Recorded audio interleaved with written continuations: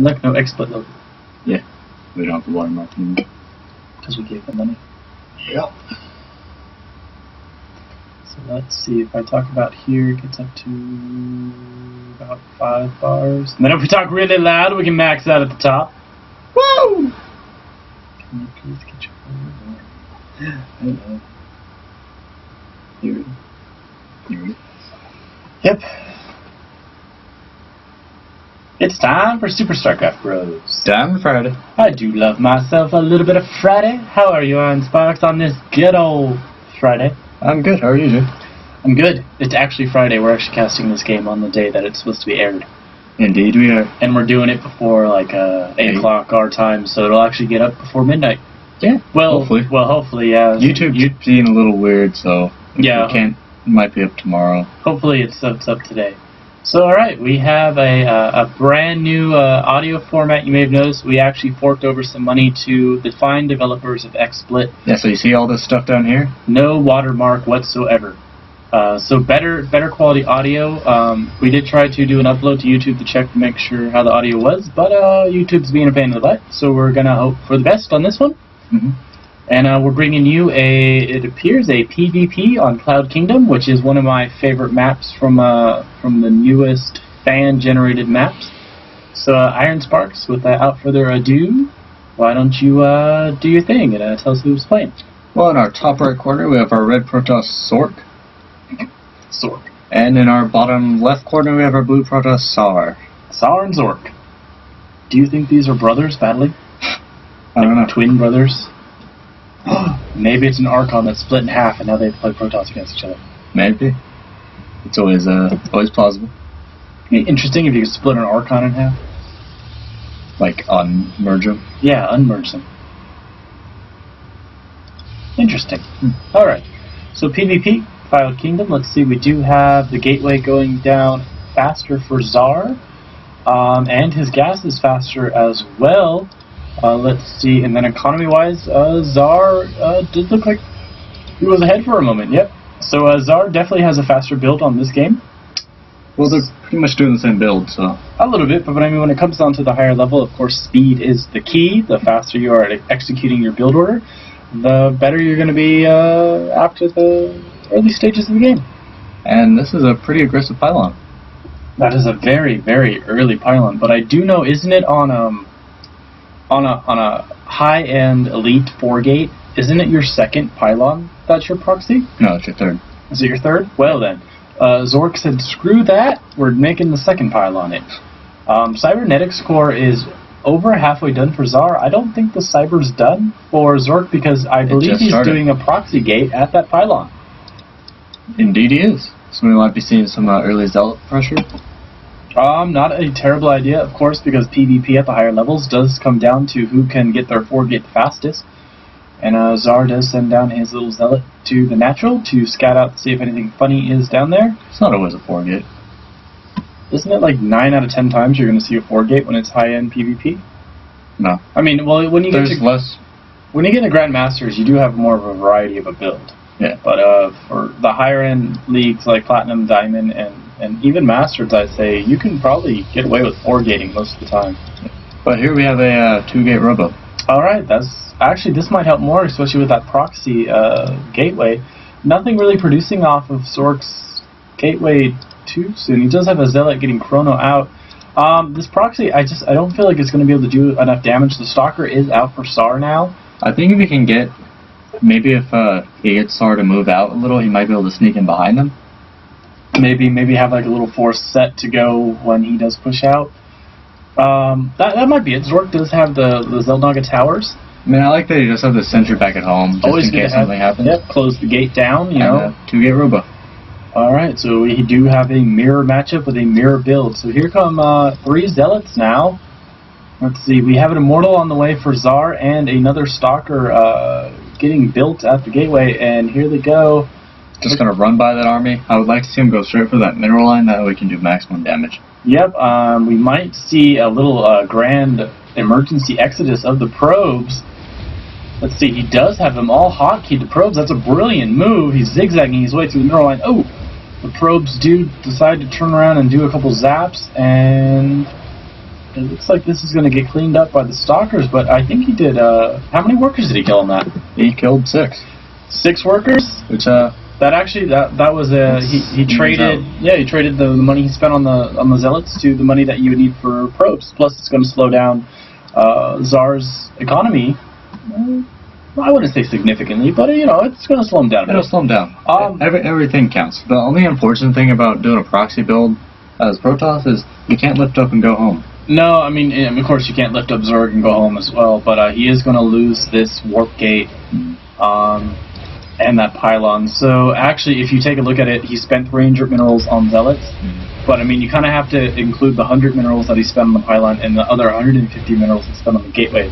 So really, I don't know if that was the most cost-efficient early aggression. Another thing I'm not sure about is this Nexus. It is. I mean, he doesn't really have a pylon down at the low ground. He doesn't really have a sizable army out there to defend. And here comes SaR's forces. I mean, if he can keep it, it'll pay off wonderfully. But it's going to be pretty risky. He does get a cancel off. He does spot. He must have glanced down at his mini map, and he does see that. Well, he does have the watch. Yeah, the blue army is heading up. He does have an immortal out, and he does have that sentry there, so he cuts the army in half. Another immortal out. So right now, I think he'll be able to survive this just fine. I like that. The blue's turning back, not overcommitting. And you saw exactly by getting that sentry out early and accumulating more energy as he waits that. I mean, you shut the door on your base and you don't allow your opponent in. So. Great move from SorC. Yeah, now's a good time, a good opportunity for both players to expand. Yep, SaR head home, kind of guard up his base, and it looks like that's what he's looking to do. It looks like he's just waiting for the mineral count to go up. Did he warp in another? Yeah, chose to get another. Okay, so he had another immortal on the way. And this can. Actually, I don't know if he's going to be going for an expansion. I think he thought that SorC was going to chase him back, and it looks like SorC is. His forces have stopped. He did lay down a proxy pylon at what would be an odd 5th or 4th. Maybe is that the 4th for the map? 1, 2, 3. It depends which way you go. But it's just a pylon that's out of sight. Probably not going to be stumbled upon. It will allow for reinforcements to go, and he does have another pylon warping in at the Xel'Naga Tower. And he does have a Stargate on its way. Interesting. You don't see a lot of Stargate in PvP. You don't see a lot of Stargate. At all, yeah. I'm thinking with the new Heart of the Swarm expansion, you'll see a little bit more Stargate. But I think it's going to be more out of the curiosity, and I honestly, I cannot wait for the beta to come out. And we're going to have to try and get our hands on some of those beta replays so we can cast them and start wrapping our brain around Heart of the Swarm. Or we could somehow get into the beta. Oh, that'd be awesome. So Blizzard, if you ever stumble across our videos, we just do this for fun. We're not exactly looking to quit our day jobs. Because I don't have one? You're a student, shut up. So if you want to help us out with the beta, we'd love to test it out. It's unfortunate that this mortal in the back was just attacking that pylon. However, blue is going up. Ooh! Looks like that force field entrapped SorC out of the base. It isn't interesting because the Stalkers fell quickly, so now you have... That was his own force field. Yeah, I know. It stopped him. Yeah, it stopped him from getting up. I think it's interesting. It's a Zealot Immortal group. Not a very common unit composition. Yeah, but I don't think it'll hurt him that much because he isn't. As long as now it'll be hard since previously SaR didn't have any of those sentries, so he couldn't force field to block him. But now that he does, he's really gonna have to transfer away from the Zealots because they're just not gonna be able to get close. Yeah. I just like that, especially if you're going against just a ground-based army. Going to Zealot Immortal would be a very interesting unit composition because you have the Zealots who go up and they kind of act as like the wall for the Immortals. And they're going to hold back any units that try to get to them. And Immortals have a really good range. So you're going to see them stand back and blast away. And what do they have, a 6 range? Yeah. So it's an interesting night. What do we have coming out of the Stargate? Okay. Alright, boy, that's going to be interesting. Do you think he's going to use it for harassment? Because, I mean... Well, it's not going to do well in any engagement because of the amount of Stalkers there are. No, he also has the sentries too, so they can tickle that little void ray to death. But he is getting another Stargate, so he's really going for that, and he's getting the air weapon upgrade. I'm kind of something you never see. No, it's incredible. Unless you're playing mono battle. Unless you're going mono battle, or maybe you. I know for a while there when we were playing 3v3, you would go Phoenix. I love. And you would get the range upgrade and the attack upgrade with the Phoenix. It's especially great if you're going against a couple Zerg players, because then you can start going Overlord sniping. I'm thinking what SorC's going to do with these Void Rays is perhaps do a multi-pronged attack. and have the Void Rays go down to the southern part of the map and attack from the side. I like that he's getting this third, because he has excellent vision of the map. Yeah, he has both towers. He's going to know if anything comes up. Unless there was, of course, a hidden pylon like he's done himself. But there isn't. This is interesting. We're starting to go into the mid-game. This is a lot on Worlds. I think about this time you start to see one of the players transition to the Colossus. Yeah, especially, you get that thermal lance. They do a ton of damage from a distance. Instead, though, ZorC's gone for a totally different build and gone Void Ray. But we do have... Here we go. Yeah, we have the Robo Bay going down for SaR. Which, with the Stargate units getting pumped out, that's not exactly the best idea, because, of course, the Colossus can't look up. The thing is, as soon as SaR gets a whiff that there are Voiders on the map... That's a stink of Void Ray. I know. I would anticipate he would directly throw down a Twilight Council, get Blink out, yeah, and it'll take him out really easily. And if he can just Michael those Colossus to safety, he's ahead on the Immortal count since... There's a building we don't see too often on SuperStarcraftBros getting warped in for ZorC. Fleet Beacon. Well, the Fleet Beacon is, it's getting beamed down from whatever planet built the Fleet Beacon. Well, he has to get it to continue these upgrades. Yeah, I want to see carriers. Move on. Did you screen the game? No. Oh. I can... Hey, carrier! Yes! Don't listen to me! Yes! Yes! Oh my god, I'm so excited. I haven't seen a carrier in a long time, and hello lag. Oh my god. Calm down, computer. It's alright, buddy. It's alright, you can do it. You can do it, little computer. Alright, he's going to upgrade for the interceptors that come out of the carriers. Oh my god, I didn't think I'd ever say that. You know what else we need to see? We need to see a mothership. We need to from see both players. Some hallucination or something from the stalkers. Alright, SaR has, he said, I've had enough, it's time to move out. And this is that's a lot of Immortals. It's a lot of Immortals. I am a little surprised that he doesn't have any upgrades on his units. Well, and he doesn't have a force. That pylon, that supply blocked ZorC. Yes, it did. And it looks like the Blue Army kind of just skidded around the vision of the pylon. Skidded? It's a fun word, skidded. Oh. It's when you skid across something. You skid it. Let's see. Oh, those two pylons. This is a lot of Voiders. That is a lot of Voids, and there's not too many Stalkers in that army. If SorC could get those force fields to back up... Oh, so many battles. The armies are sitting right next to each other. Some of the Zealots are doing a little bit of damage to the red Immortals. But those Void Rays, if they can take out the Stalkers... Which it'll be... he'll be able to take them out, but there's still a lot of Immortals left, so we could easily snipe this Nexus. Oh, and here come the Colossus. What are you doing, Void Rays? Get back to work. What are you doing? That Nexus will go down, and since... I don't know. Immortals, they're pretty tough guys. Pretty tough? They have those hardened shields. Yeah, but there's the carrier is out, so we do have... I just don't know if it'll do much damage at times prior to him actually sustaining sets. He's going to lose his Nexus. That Immortal did get a couple shots out before it was cut in half by those Zealots. Even though ZorC does have the air power, they're just not doing enough damage to destroy it. He just finally figured out, but he's lost 2 Nexus. He lost 2 Nexus. He's lost a ton of mining time. Taking a look at the income right now, we're looking at 38 Harvesters for SaR with 44 Harvesters for ZorC, so he's still ahead. But as you can see by that bar, SaR is currently mining... he lost 14 workers in that. He did. I mean... Give or take. But that was an incredibly expensive attack from SaR. He lost how many Immortals, and he lost a Colossus on that attack. But now he's ahead in the income. He has a lot saved up. He can rebuild pretty quickly. He's throwing down more gates. And, so, especially with all that air being revealed now, we'll probably see a lot more Stalkers hit the field. And I really would like to see him throw down a Twilight Council. It is kind of odd, because I don't think both, or either players have upgrades on their units. Well, he does have the air upgrades. Our red player. No ground, though. ZorC has enough resources. Did he throw down both Nexuses? Yeah. Okay. Nexi, was it Nexi? Is that how you say them for? I don't know. But he threw this down immediately after losing it, and pretty close. So I think if SaR sits back for just a minute or two, ZorC's going to be just fine. He's going to get his economy back up. But yes, he did just finish. He's switching over his gateways to warp gates now. And that's quite a number of gateways. But the only thing is, you look at SaR's production tab right now, and he's not building that much. He did warp in a huge cycle of Stalkers, but we have more carriers, and finally, Attack +1 is underway for ZorC.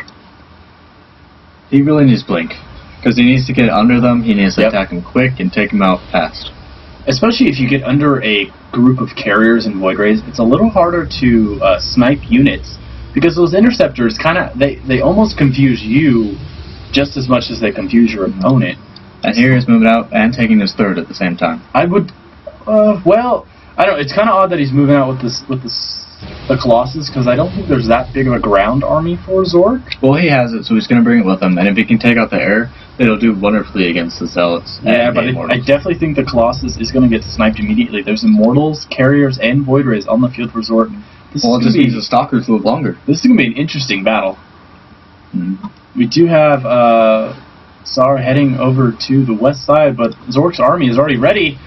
Interceptors have been launched from the carriers. He's not focusing down on... Yes, he is focusing down this carrier. He's focusing on the carriers. But it's just not me up, because you have those Immortals hitting him on the ground, you have the Void Rays getting charged up, and the carriers. Colossus just goes down, and that army is wiped out for SaR. We're looking at almost double the supply count for SorC now. And his attack upgrade will be done soon, which make the Immortals even stronger. He has another carrier getting warped in, including another Immortal. I think when those two units are done and that attack upgrade is finished, he needs to march down to SaR, say hello, how you doing, bye.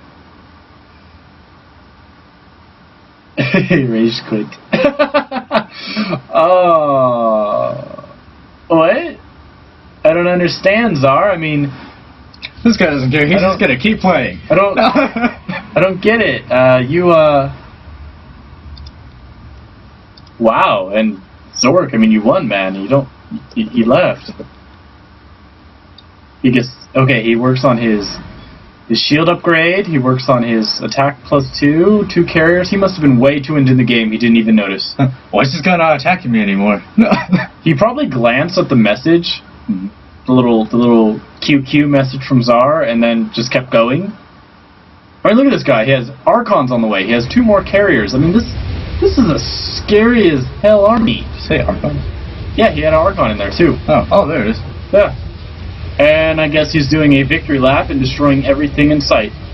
You know what? Great job with SorC. I love seeing carriers used in a game and actually used well. This just reminds you, do not let a Protoss player macro up. The Protoss death ball later in the game, scary as hell. And even though carriers are pretty weak, if you get enough of them. Oh yeah, if you get over 6 of them, they do a ton of DPS. Mm-hmm. So SorC seriously does not understand the fact that he won. Why isn't the game over yet? Not final left. Okay. Well, because the go to score screen pops up, and then if you kind of quickly tap, you don't. Yeah. All right. So SorC, kudos to you. I love the victory lap. I love seeing carriers. SaR, go cry somewhere else. I'm sorry, you got outplayed. That's what happens. I mean, even if you get cheesed, you got outplayed. And I know it's frustrating, and I know you get mad. Like I know both of us, Iron Sparks and I, we both get really mad when we lose. And we lose to everything. We lose to cheese. We lose to normal. It's just... I lost to a Korean yesterday. That's okay. That's understandable. That's acceptable. But, let's just have fun with StarCraft. That's all. So, how'd you guys like the audio? How did you like not seeing XSplit down in the bottom? We're hoping that 1080p, we can upload this. Yeah, hopefully, 1080, so hopefully it's all better. We'll find out probably the same time you find out. I'll keep playing. So, I hope you guys had a great week. That was actually a pretty good week of casts. It wasn't bad. Send in your replays. I know we got someone sent in a couple replays the other day, so we're going to cast those. Yeah, we'll do probably one next week. Yep. So, hit that like button, subscribe, share with your buddies. We'd love to leave a comment down below on how you thought the game went. Tell us if you use carriers in your gameplay, or perhaps you've encountered carriers if you're not a Protoss player. So, good luck, have fun. GG. GG.